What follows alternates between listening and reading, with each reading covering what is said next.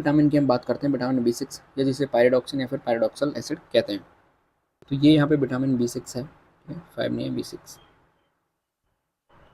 तो vitamin B6 consist of group of related pyridine, pyridoxine, paradoxical, यानी कि ये ग्रुप में चलती है विटामिन B6 जिसमें आपके पायरिडीन्स भी हो सकते हैं, पैराडॉक्सिन भी हो सकते हैं, पैराडॉक्सल भी हमें देखने को मिलते हैं। ठीक है, जो हमारा फूड है उसके अंदर तीनों फॉर्म विटामिन B6 की हमें देखने को मिलती है, लेकिन यदि हम इनके एक्टिव फॉर्म की बात करें तो पायरिडॉक्सल इस विटामिन B6 का एक्टिव फॉर्म होता है। ठीक है, अब हम बात करते हैं RDA की, कि RDA क्या रहता है विटामिन B6 का। तो इन्फेंट के लिए 0.3 मिलीग्राम पर डे यहाँ पे फिक्स किया गया है।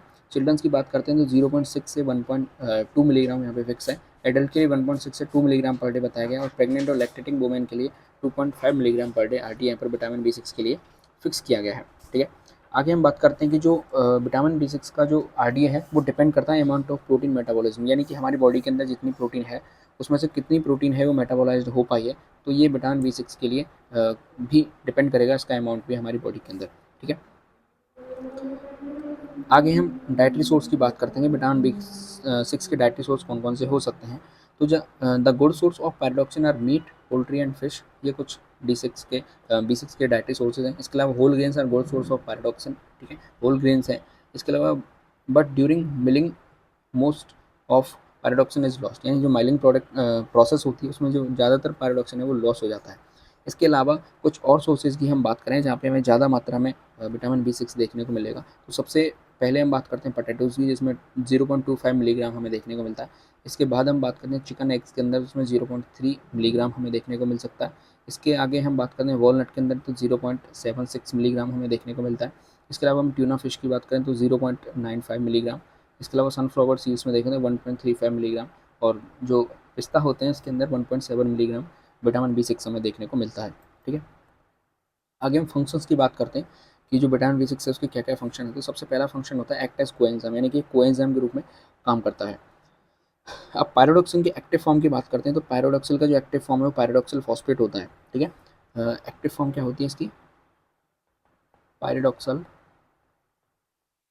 फॉस्फेट। ठीक है, ये इसकी एक्टिव फॉर्म है, और एक्टिव फॉर्म के रूप में ये कोएंजाइम के रूप में यहाँ पे क्या करता है, काम करता है। ठीक है, कुछ रिएक्शन होती हैं, जैसे कि ट्रांसमिशन हो गया, इसके अलावा डिकार्बोक्सिलेशन रिएक्शन हो गई, इनमें ये कोएंजाइम के रूप में काम करता है। ठीक है, इसके अलावा बात करते हैं नॉर्मल ब्रेन फंक्शनिंग के लिए हेल्प करता है कौन, विटामिन B6। ठीक है, तो एक तरीके से नर्वस सिस्टम के नॉर्मल फंक्शनिंग के लिए एसेंशियल होता है। इसके अलावा हम बात करते हैं हार्मोन फॉर्मेशन, यानी कि जो हार्मोन्स हैं जो हमारी बॉडी के अंदर फॉर्मेशन हो रहा है जिनका, उसके फॉर्मेशन में भी ये इन्वॉल्वमेंट अपना दिखाता है। कुछ हार्मोन की हम बात करें, जैसे आपका एड्रेनलिन हो गया, इंसुलिन हो गया, इनके फॉर्मेशन में ये क्या करता है, हेल्प करता है। इसके अलावा हम बात करें help our bodies convert nutrients into energy, यानी कि हमारी बॉडी में जो हमने न्यूट्रिएंट्स लिए हैं उनको एनर्जी में कन्वर्ट कराने के लिए कौन हेल्प करता है, विटामिन B6 हेल्प करता है, जिसमें मेटाबॉलिज्म आपकी प्रोसेस आ जाती है। हमारी बॉडी में यदि रेड ब्लड सेल्स का फॉर्मेशन बढ़ाना हो या बनाना हो तो उसमें विटामिन B6 हेल्प करता है। इसके अलावा जो हमारे जेनेटिक मटेरियल हैं, DNA RNA हो गए, उनके फॉर्मेशन में हेल्प करता है। इसके अलावा हम बात करें supports brain development during pregnancy and infancy, जो प्रेगनेंसी के दौरान जो ब्रेन डेवलप होता है बच्चे का, उसमें ये क्या करता है, सपोर्ट करता है। इसके अलावा keeps the healthy function of our brain and nervous system के लिए, उसको हेल्दी रखने के लिए हेल्प करता है। इसके अलावा balance level of homocysteine in the blood, जो होमोसिस्टीन है उसके लेवल को मेंटेन करके रखता है, बैलेंस बना के रखता है हमारे ब्लड के अंदर। ठीक है, आगे हम डेफिशिएंसी की बात करते हैं कि विटामिन B6 की डेफिशिएंसी से कौन कौन सी चीज़ें हमें देखने को मिलती है। तो सबसे पहले जो इसका इफेक्ट होता है वो नर्वस सिस्टम के अंदर इफेक्ट हमें देखने को मिलता है। ठीक है, तो जो पैराडॉक्सल फॉस्फेट है, जो कि इसका एक्टिव फॉर्म है, कोएंजाइम है, वो सीधा अफेक्ट करता है हमारे CNS को। ठीक है, तो यदि उसकी डेफिशिएंसी हमारी बॉडी के अंदर होगी तो कुछ नर्वस इरिटेटिबिलिटी हमें देखने को मिलेगी। ठीक है, कन्वल्सिव सीजर्स हमें देखने को मिल सकता है। इसके अलावा कुछ अदर सिम्टम्स की हम बात करें, जो न्यूरोलॉजिकल सिम्टम्स होते हैं उसमें आपके स्लीप डिस्टर्बेंस हो सकती है। इसके अलावा डिप्रेशन, ये कुछ नर्वस सिस्टम से रिलेटेड इफेक्ट इसकी डेफिशिएंसी से हमें देखने को मिलते हैं। एनीमिया हमें देखने को मिलता है, जिसमें माइक्रोसाइटिक एनीमिया हमें देखने को मिल सकता है पैराडॉक्सिन की डेफिशिएंसी से।